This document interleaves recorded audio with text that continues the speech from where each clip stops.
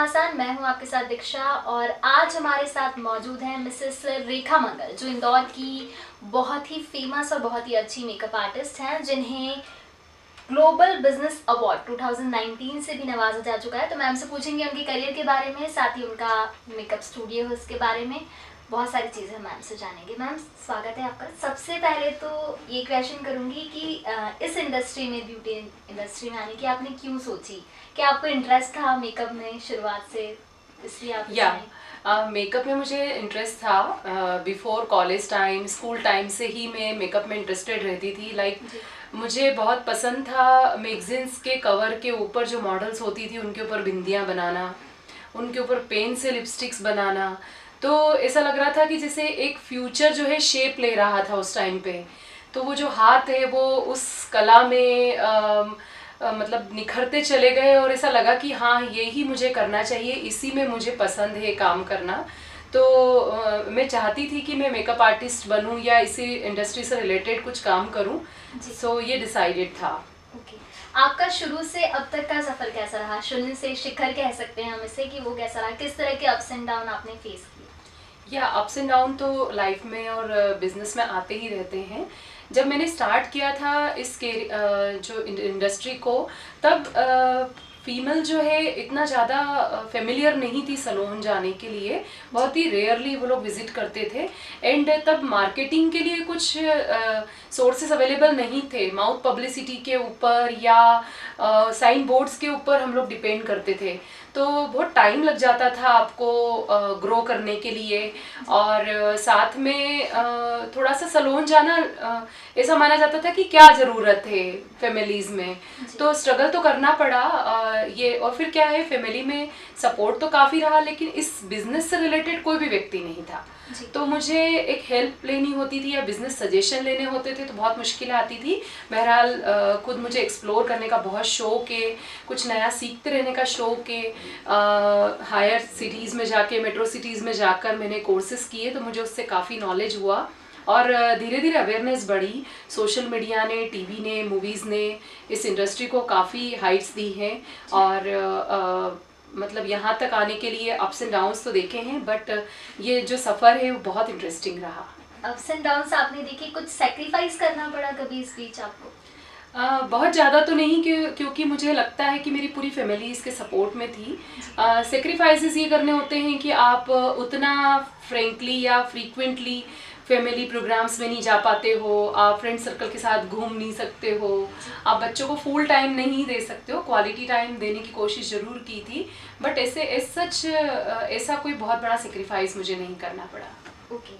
आप ऑनर हैं Rekha's bridal studio की, तो किस तरह से इसकी शुरुआत हुई और अब ये कहाँ है? कहीं इसकी कोई ब्रांचेस चल रही हैं? और कोर्सेज की बात करें तो जैसे कहीं स्टूडियो होते हैं जो सिखाते हैं, कहीं जो सीखना चाहते हैं इन सब चीज़ों को, तो ऐसा कुछ भी होता है आपके स्टूडियो में? या मैंने इस करियर को 1997 में स्टार्ट किया था, तब इसका नाम care and fair beauty salon था। जी। धीरे धीरे मुझे लगा कि मेरा मेकअप में बहुत ज़्यादा इंटरेस्ट है, तो मैंने इसका नाम चेंज करके, जो कि मैं चाहती थी कि मेरे नाम से जाना जाए, तो मैंने रेखाज ब्राइडल स्टूडियो इसका नाम रखा। और इसकी कोई और ब्रांचेस नहीं हैं, क्योंकि एक्चुअली होता ये है कि आप सर्विस इंडस्ट्री में हो और आप चाहते हो कि बेटर सर्विसेज होती रहे, बेस्ट मिले क्लाइंट्स को, तो उसके लिए खुद का वहाँ होना बहुत ज़रूरी है। तो मुझे लगा कि नहीं, 2-3 जगह हम जाएंगे तो कहीं ना कहीं हमारी सर्विसेज कहीं अफेक्ट नहीं कर जाए। सो दैट इसकी अभी तो कोई ब्रांचेस नहीं है।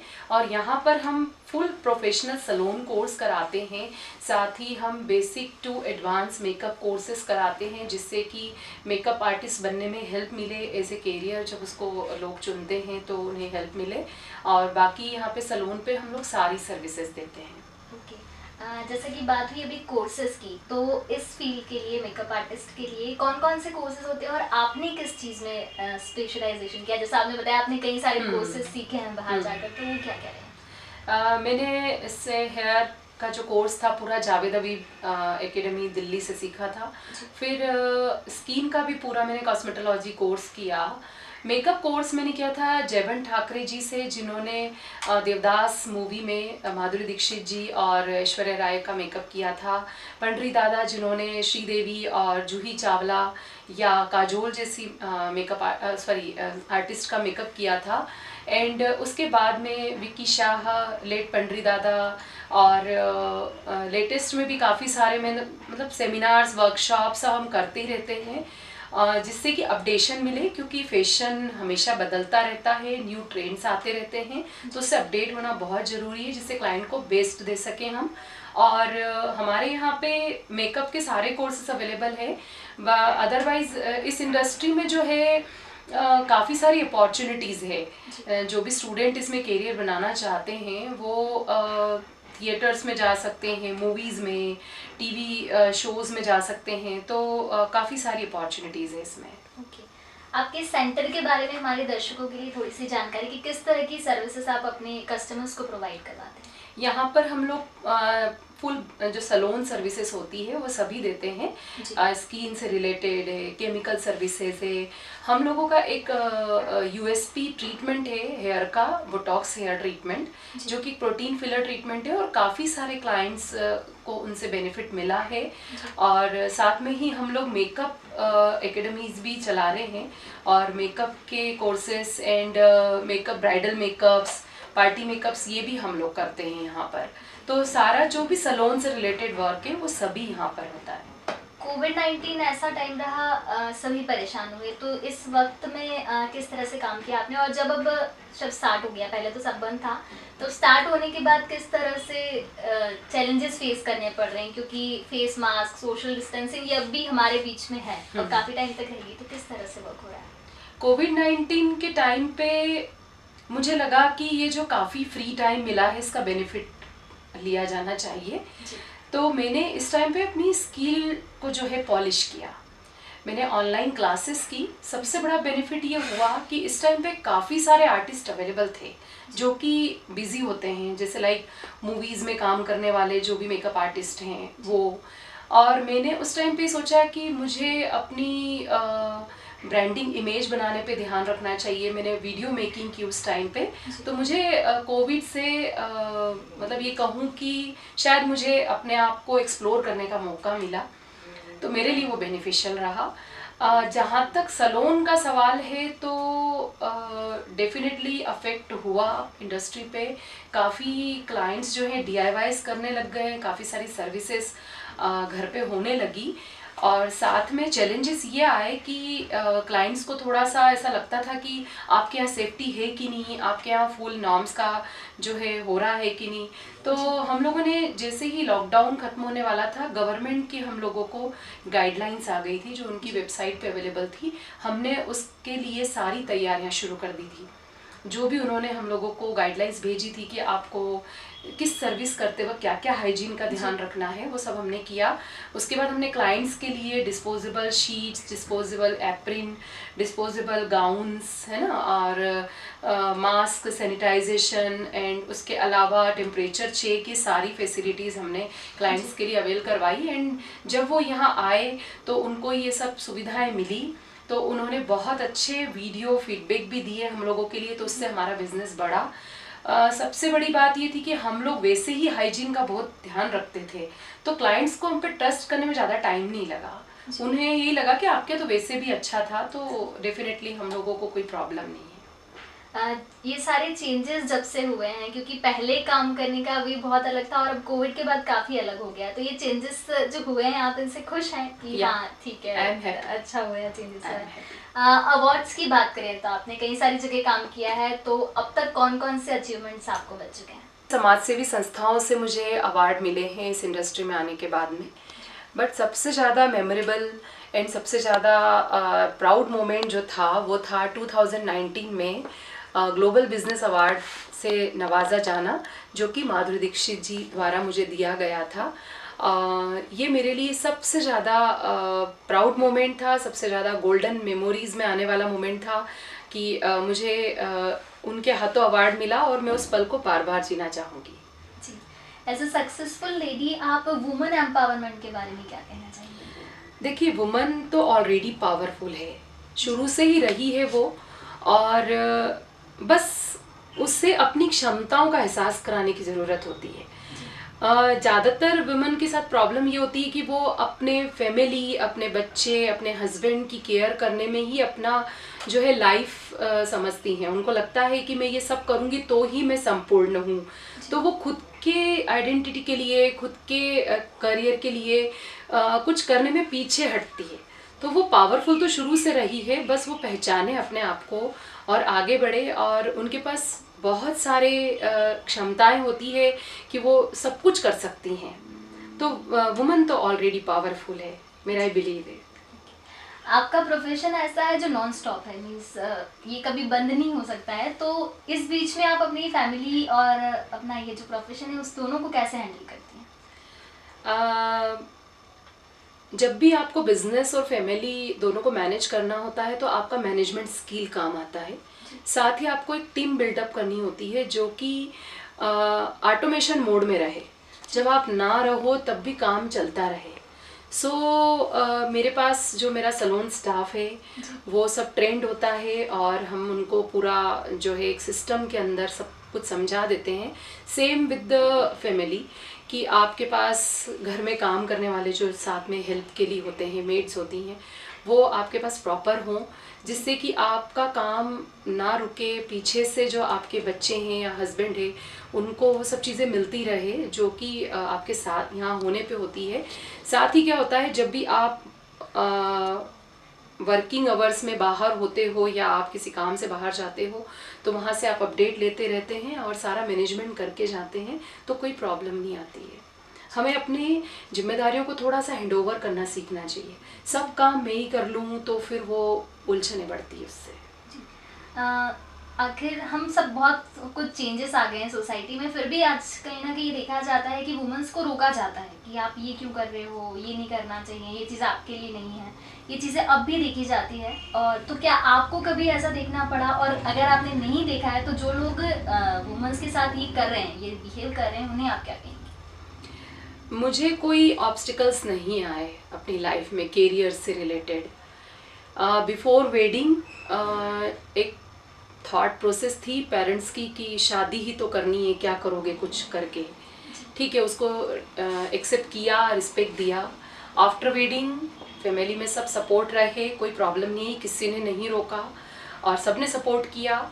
और I was aware about that कि सबसे बड़ा रोग क्या कहेंगे लोग, वो चीज़ जो है वो हटानी होगी वुमन को अपने सामने से।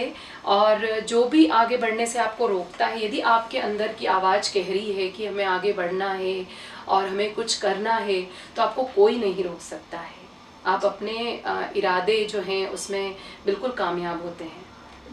कई ऐसे छोटे छोटे सेटअप्स हैं, जैसे आप तो काफ़ी अच्छा काम कर रही हैं, बड़ा काम कर रही है, लेकिन कई लोग हैं जिनका छोटा सा सेटअप है और फिलहाल कोविड की वजह से उन्हें काफ़ी परेशानी देखनी पड़ी। कुछ थे जिन्होंने स्टार्टअप्स ही किया था लेकिन वो सब फेल हो गया उनका। तो उन्हें आप किस तरह मोटिवेट करेंगे, क्योंकि आपको इतने सालों का एक्सपीरियंस है, कहीं ना कहीं आपने अप डाउन फेस किए हैं, तो किस तरह आप उन्हें मोटिवेट करेंगे? मुझे लगता है कि यदि कोविड के कारण बिजनेस में और ऑल ओवर वर्ल्ड में चेंजेस आए हैं तो सबसे पहले उसे एक्सेप्ट करें, उसके बाद में अपनी स्ट्रेटेजी को चेंज करें।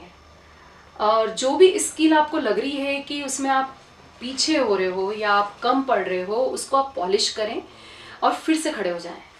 क्योंकि चेंजेस जो है प्रकृति भी करती है और यदि ये चेंज आया है तो हमें इसे एक्सेप्ट करना चाहिए और इस चेंज को एक्सेप्ट करके और उसके अकॉर्डिंगली खुद को मॉडिफाई करें और फिर से खड़े हो जाएं। और कोई भी कैलकुलेटेड रिस्क लेने में कोई प्रॉब्लम नहीं है, कुछ भी कर सकते हैं आप। बहुत सारे बिजनेस में स्ट्रेटेजीज चेंज की है, कई सारे बिजनेस चेंज हुए हैं, खाने पीने के बिजनेस बढ़े, वटेवर।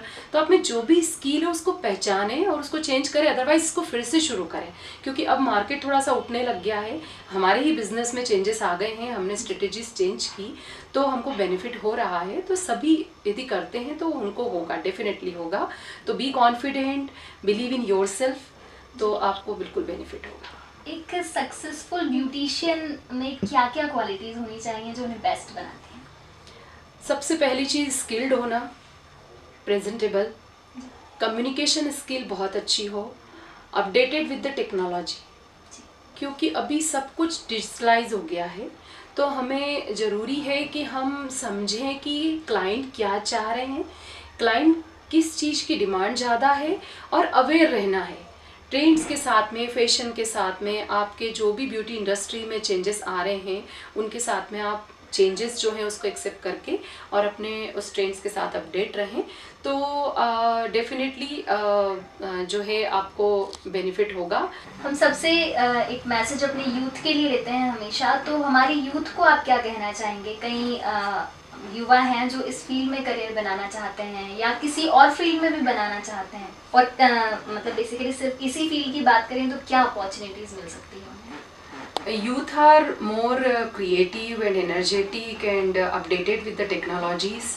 उन्हें सब कुछ पता होता है, बहुत जल्दी वो लोग कैच कर लेते हैं। तो जहाँ तक इस इंडस्ट्री का सवाल है, यहाँ पर काफ़ी सारी अपॉर्चुनिटीज़ है। मेकअप इंडस्ट्री, मेकअप इज़ कहना चाहिए कि फीमेल को ऑलवेज पसंद रहा है मेकअप करना, तो मेकअप कभी भी ट्रेंड से बाहर नहीं होगा। हम हमेशा सुंदर दिखना चाहते हैं, सुंदर देखना चाहते हैं, चाहे वो प्रकृति हो चाहे मेकअप हो। सो मेकअप में काफ़ी सारी अपॉर्चुनिटीज़ है, बस हमको अपनी स्किल को पॉलिश करना होता है टाइम पे, की प्रैक्टिसिंग। तो काफ़ी सारी अपॉर्चुनिटीज़ हैं, यूथ काफ़ी कुछ कर सकते हैं और कर भी रहे हैं। बस उन्हें ज़्यादातर जो टाइम वो स्क्रीन के ऊपर रहते हैं उससे बचना होगा और फोकस अपने गोल्स पे करना होगा। तो फेमस ब्यूटिशियन मिसेस रेखा मंगल से आज हमने कई सारी बातों को जाना। कोविड के बाद ब्यूटी की फील्ड में किस तरह से काम किया जा रहा है उस बारे में जाना, रेखाज ब्राइडल स्टूडियो के बारे में जाना। यहाँ कई तरह के कोर्सेज हैं जो सिखाए भी जाते हैं, साथ ही ब्राइडल मेकअप और सारी फैसिलिटीज़ यहाँ आपके लिए अवेलेबल है, तो आप यहाँ ज़रूर आ सकते हैं। साथ ही साथ सबसे इम्पॉर्टेंट बात मैंने वुमेन एम्पावरमेंट के बारे में कही है कि महिलाओं को अपने अंदर छिपे हुए पावर को पहचानना होगा, तो वो सब कुछ कर सकती हैं। तो ये चीज़ ज़रूर ध्यान में रखें। Thank you so much. Thank you. Subscribe our channel and press the bell icon for more updates.